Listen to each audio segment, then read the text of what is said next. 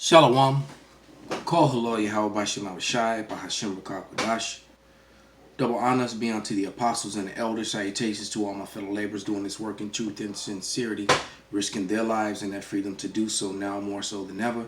To the scattered, hopefully elect that are scattered around the four corners of the earth, mixed in with the heathen nations that be like unto the speckled bird, the Israelite foreigners, and to the Akwaf, the women of Israel that are listening and learning. To you I say Shalom. This is your brother Malcolm with another lesson in truth. And I think I'm going to call this Same Scriptures, Different Day.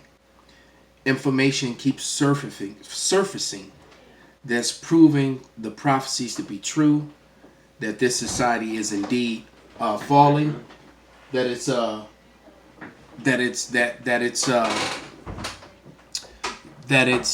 Salakia, I was interrupted there, that it's not going to return, it's not going to come back. All right. So without any further ado, let's grab a scripture. This is the book of Ecclesiasticus, chapter 12, verse 3 and 4, and it reads, "And in the day when the keepers of the house shall tremble, and the strong men shall bow themselves, and the grinders cease because they are few, and the look out of the windows be darkened, and the doors shall be shut in the streets, when the sound of the grinding is low, he shall rise up at the voice of the bird, and all the daughters of music shall be brought low." America has come basically to a grinding halt. There's not a lot of travel. There's not a lot of foot traffic anywhere. There's not a lot going on. People are staying at home. And what that's doing is it's destroying all businesses, small and great, especially the small businesses. Hey guys, welcome to the Silver Report Uncut. Now we are heading for more food disruptions than we could possibly imagine. There are tons and tons of small farmers right now that are on the verge of bankruptcy. They're even to the stage where they are just dumping out tons of produce to rot in the fields. Now you can ask, why would this happen when there's so many people lining up? I mean, we have lines that are miles long. There was a food bank in San Antonio that served 10,000 families. How can 10,000 families be on the verge of starvation, and yet farmers in America are dumping out produce to rot? We've seen videos and images surface recently of milk producers dumping thousands of gallons of milk, while in the grocery store near me, you can't even find a gallon of milk. Now, interestingly, there's some regulations to prevent the milk producers from selling their milk directly to consumers. It has to go through this intermediary. Now, there were some actions attempted by Thomas Massey to reverse this and to allow them to begin selling to the public. But the problem is, not that there is necessarily a lack of food. There are well-established food distribution chains in the United States. Since we have a number of restaurants and hotels that have shut down, a lot of these smaller farmers, they have been dependent on their main customer. They are in the process of trying to alter their habits. They're in the process of trying to alter the way they distribute food and trying to directly market them to the consumers. Some of them even have some great prices, unheard of prices, but the problem is this will take time. So that's why we still see empty shelves in the United States. There's also the other big problem is that a lot of these companies and commercial growers that supply grocery stores are very, very large farms. They have well-established contracts, and they're not able just to take food from anybody. There are the workers who go and harvest this food that travel to the United States to specifically do this job that a lot of Americans just don't want to do. I mean, do you really want to be in Georgia harvesting watermelon out when it's 105 degrees? Not really. Now, these are only the beginning rumblings of a problem. This is a major wave that is rushing our way, and we are going to be hit hard by what we're facing. So technically, there may be an oversupply in many places, Yet the supply distribution system has been fragmented. Actually, the same thing happened during the Great Depression. There were people that were lining up desperate for food. There were people that actually starved in this country, and at the same time, you had farmers then going bankrupt left and right. And you think if there's such a tremendous need on one hand, and on the other, such a amount of supply, why can't they meet in the middle? Every depression is different. During the Great Depression, a lot of people lost their jobs. A lot of people were farm workers as well. And without a job, you certainly can't buy food. And the farmers, they were unwilling to just simply give it away, or at least to an extent. If you're giving it away, you can't keep your commercial farm operating very long. It becomes, not profitable to go and to get these crops out of the ground. It requires a lot of work, a lot of investment. Every year, many of the farms in the United States take out loans to be able to purchase their seeds, to be able to purchase tractors, because that's how we farm these days. And there's a lot of companies that prey on these farmers year after year. And whenever you make all of your money in one go around, it typically leads to you having to cover all of your bills at once. So because of the availability of farm credit, a lot of the farming industry in the United States has grown well accustomed to this system of depending on the banks. So somehow the banks have involved themselves in our food distribution system. Now, when you have a year when the rains keep falling, especially during the peak planting season, so that you cannot run your multiple ton tractors in the fields because you will get stuck, they'll get bogged down. You simply can't plant those fields. Also, if there's water sitting on the fields, your plants won't germinate correctly. They will drown. So millions of acres last year went unplanted in the United States, which is why we saw such a large amount of farm bankruptcies, because bankruptcies are typically whenever debt meets lack of money.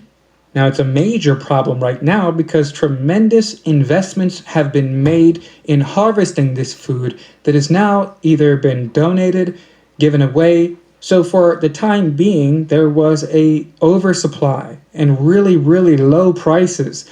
But following this, we're going to see a dramatic change to which there's just not enough supply and very, very high prices.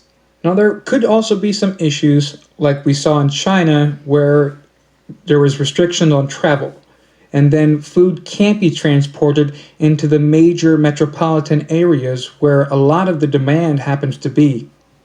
They've spent the last 10 or 15 years funneling us all into these economic zones in the United States, which are essentially food deserts.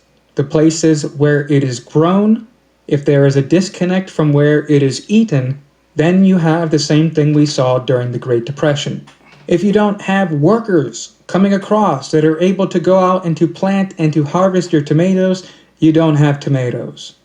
Now, according to the AP, thousands of acres of fruits and vegetables that are grown in Florida, they were plowed over or they were left to rot because farmers who had grown the crops to sell to restaurants or other hospitality industry buyers, of course, there's the theme parks, schools, they no longer had that demand, and there wasn't enough buyers in the places where they needed them to be, so there was tremendous losses. Now, most likely, not always, but most likely, those farmers are up to their neck in debt. They're probably now over their head. Now, this is some of the reason we've been hearing a lot about bailouts for the farm industry and how we're going to support the U.S. farmers. 2020 is going to be the year of bankruptcy. Not just for corporations, but for farmers. There's also the big problem about the Mississippi, about the floodwaters coming up once again and flooding out the cropland here in the United States. Now, the farm the AP was talking about, he said that 80% of the tomatoes that are grown in Florida, they're meant for the restaurants and the theme parks. Now, we have another problem. People are staying at home. They're not going to the grocery stores that often anymore. A lot of people are attempting to avoid going to the grocery store at all. That's where it gets really crazy. Because across the United States, we are now seeing states move to ban the sales of seeds. So there has never been a time more critical to learn to grow your own food than right now. And yet we have governors around the U.S. who are actively preventing the people in the United States from growing their own food, and they don't realize the shelves may look very, very different pretty soon. I'm not just speaking about Vermont, but also Michigan has now moved to ban the sale of seeds. They have required their Walmarts, their retailers, to take them off of the floor, not allow people access to these seeds. So whether they realize it or not, they will soon be looking at empty shelves or extremely high prices and a devalued dollar and no access to food at all. And that is exactly what is happening. That is exactly what is happening. So our video just the other day that the elder Apostle Tahar put up showing you hyperinflation. So eggs, milk for $10, soda pop for $6. Non-essential stuff that you don't even need, for just ridiculous prices for things that people buy every day. And as you can see, this man has put in place a system which is failing. Their lie IQ has failed them, and they failed the people. This is Jeremiah 49:7. Concerning Edom, thus saith Yahweh of hosts, is wisdom no more in Teman?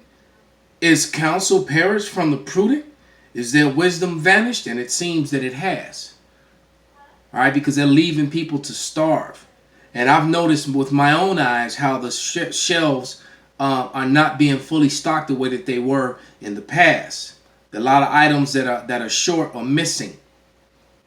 And it's getting to be more and more depending on what store you're in and where you are. Jeremiah 49:10. But I have made Esau bare. I have uncovered his secret places, and he is not able to hide himself. His seed is spoiled, and his brethren and his neighbors, and he is not. And that's what's coming to eat. All right, because they're running this COVID thing over and over again. If you have not learned anything from watching the Great Millstone videos, is that anytime that a story is ran over and over in the media, over and over and over again, it is a distraction story for something else. And it's almost like there's nothing else going on in the world. It's almost like people aren't dying of other things. Truth be said, a couple days ago, not even a week ago, more people in Tennessee died of suicide than they did of COVID. But somehow that didn't make it to the mainstream media, even though it was in the news, in some of the headlines.